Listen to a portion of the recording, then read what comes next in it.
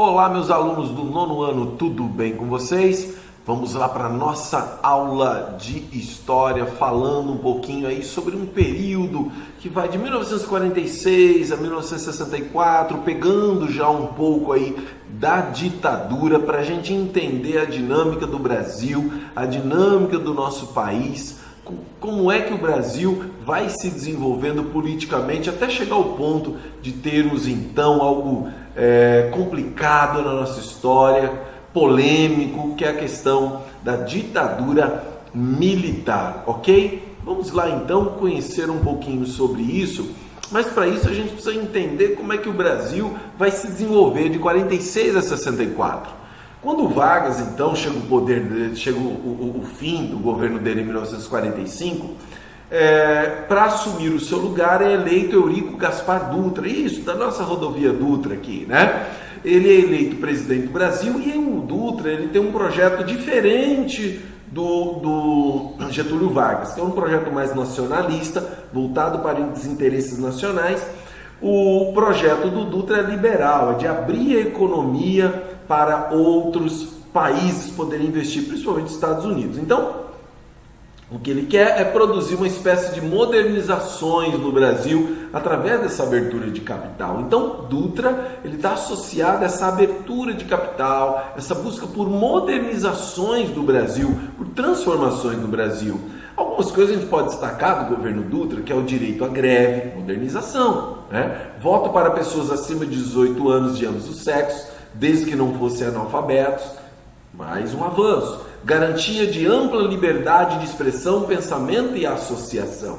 Ou seja, há mudanças no Brasil, uma espécie de modernização que o Brasil começa a passar. Mas aí Getúlio Vargas volta ao poder, né, assumindo aí o seu governo em 1951, onde ele é eleito em 1950, ele volta ao poder, dessa vez de maneira democrática agora, né, já como presidente eleito, aqui para a gente falar dos momentos mais importantes, e aí ele volta, claro, àquela política nacionalista, o desenvolvimento da nação, mas muito mais nacionalista, sem muito capital estrangeiro, sem essa coisa toda. E aí onde ele cria a Petrobras, que é esse patrimônio nacional aí, né, que palco também de muitas coisas que aconteceram recentemente.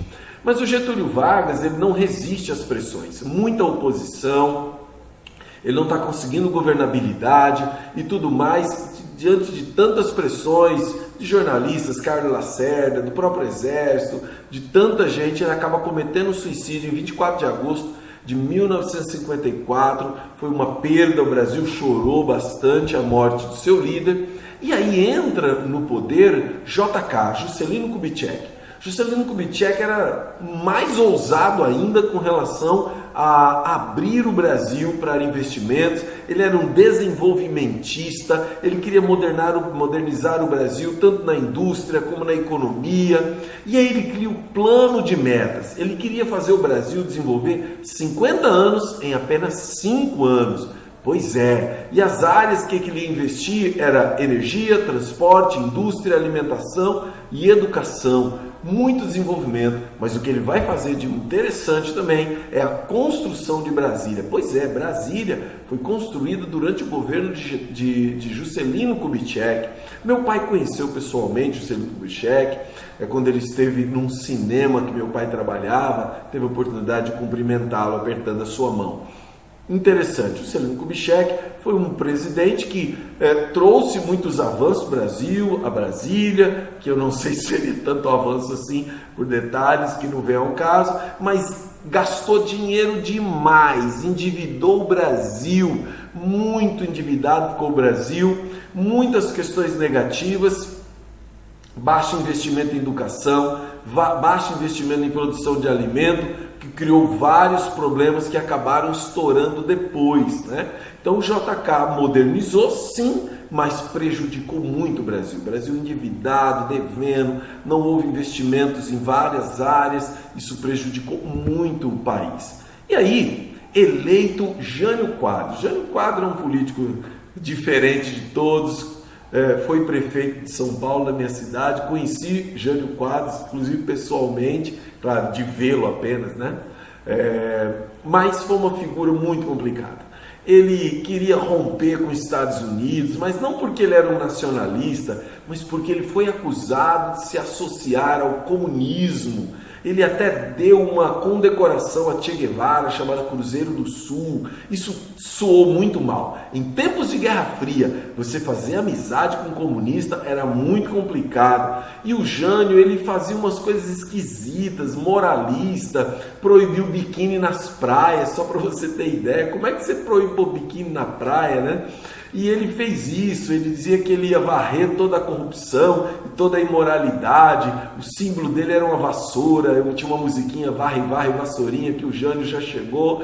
Eram umas questões muito esquisitas. Mas o Jânio acaba renunciando e assumindo no lugar dele João Goulart. E é aqui que a coisa pega. João Goulart teve todo um problema para ele assumir o poder. Não queriam.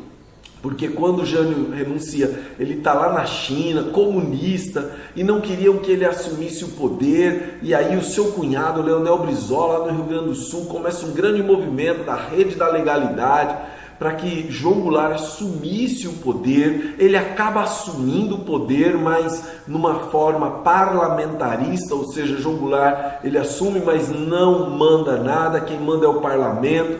Mas esse período também acaba, né? Em janeiro de 63, ele assume então com plenos poderes presidenciais e agora ele quer fazer várias reformas de base, inclusive com reforma agrária. Meu amigo, mexeu com reforma agrária, se arrumou problema. Essas reformas de base, elas provocaram a ira das classes médias, dos empresários, de vários políticos. Então isso trouxe uma indignação, isso trouxe muita oposição e os grupos oposicionistas representados pelo partido, pela UDN, né, passaram a conspirar um golpe contra o governo João Goulart. E aí o exército se apropriou da ameaça comunista e começou a trabalhar toda essa questão. Claro, nós estamos na Guerra Fria, então tudo isso parecia uma grande ameaça comunista. João Goulart era um comunista. E aí, dia 31 de março de 64, golpe militar que vai se consolidar dia 2 de abril. E aí, quando Auro de Moura declarou vago o cargo de presidente do Brasil, declarado o cargo vago de presidente, quer dizer, o presidente estava lá, ele estava aqui no Brasil, tudo certinho, mas ele aí tem que fugir, foge do Brasil. E aí inicia-se o período da ditadura civil-militar no Brasil. O regime militar durou 21 anos, de 1964 a 85. Eu acompanhei o fim da ditadura, eu acompanhei pela televisão tudo, como é que foi a eleição indireta para eleger novo presidente, muito interessante. Me lembro agora, eu com um caderninho marcando quem votava em quem, se votava no Tancredo, se votava no seu opositor, fugiu da memória agora. Então, muito interessante isso, muito legal viver esse momento histórico. Mas uma das grandes questões da ditadura militar era a forte repressão a qualquer oposição. Pois é, quem fosse contra o regime militar e se posicionasse, se você fosse contra e ficasse quietinho na sua casa, não há problema. Mas se você se posicionasse, escrevesse, fosse às ruas, fosse questionar isso, aí sim dava problema para você.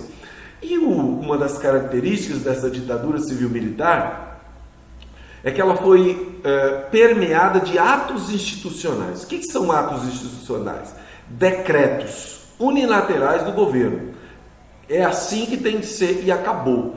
E esses atos institucionais davam plenos poderes ao governo. Plenos. Ele podia fazer o que quiser. Castelo Branco, que foi o primeiro presidente de 64 a 67, foi declarado, então, o primeiro ato institucional da ditadura militar, o AI-1, determinava o fim das eleições diretas, ou seja, quem escolhia o governo eram os próprios políticos ali, claro, do regime militar, isto é, a partir desse momento, ninguém votava mais, não o povo mais. Em 65, por meio do ato institucional número 2, todos os partidos foram fechados e foi adotado o bipartidarismo. Ou seja, o governo só permitia 2 partidos agora. o Aliança Renovadora Nacional, Arena, e o Movimento Democrático Brasileiro, que era o MDB. O Arena era o partido do governo, o MDB era a oposição. Mas como é que é a oposição se foi o governo que dava liberdade para eles serem oposição? Bom, então não era oposição. Ser oposição era um problema. Como é que eles iam ser oposição de verdade? Então era oposiçãozinha meia boca. E aí, 64, 67 a 69... quem governa é o Costa e Silva. Muita repressão, muita violência, tortura dos opositores do regime, restrição de direitos políticos, liberdade de expressão. Você não podia cantar o que você quisesse, escrever o que você quisesse, dizer o que você queria, porque sempre tinha alguém para denunciar você e era muito complicado. Muitas áreas, parcelas da população insatisfeitas, principalmente a classe média, que ajudou os caras a chegarem ao poder, agora estavam vendo que a coisa ficou feia para eles e muitos da classe média começam a se voltar contra eles. Muitos estudantes de direito, as universidades estão se mobilizando, né? O número de manifestações ela começa a aumentar, começa a ter passeata. Durante esse período, então, Edson Luiz foi morto em confronto com a polícia, que gerou comoção e fortaleceu a oposição ao regime. Então o pessoal não estava gostando não. Resposta, o famigerado, o famoso AI-5, o pior dos atos institucionais. Fechou o Congresso por tempo indeterminado, decretou estado de sítio, ou seja, o governo agora podia fazer o que quisesse. Cassou o mandato de prefeito e governadores, proibiu realização de reunião, não podia, tipo pandemia, mas uma coisa muito diferente. Você não pode se reunir, que a polícia chegava, o que vocês estão se reunindo? E se fosse considerado contra o governo, você tinha problema.